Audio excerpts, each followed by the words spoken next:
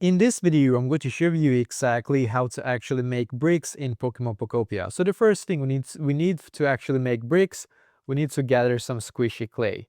And squishy clay is extremely easy to find. So if you are here in Bleak Beach as an example, you should be able to find some in, actually you can find a lot in the caves or here as well. You will be able to see a bunch of stones here that you can actually take down and you can see squishy clay, squishy clay.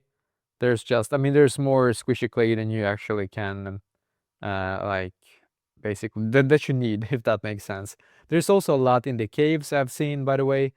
And now what you need to do, you need to talk with this Pokemon right here. So this is Torchic here, I think it's called. Yeah, and to be able to set up Torchic, you need this specific habitat here. I'm going to show you how it's called exactly, just so that you're able to get him as well.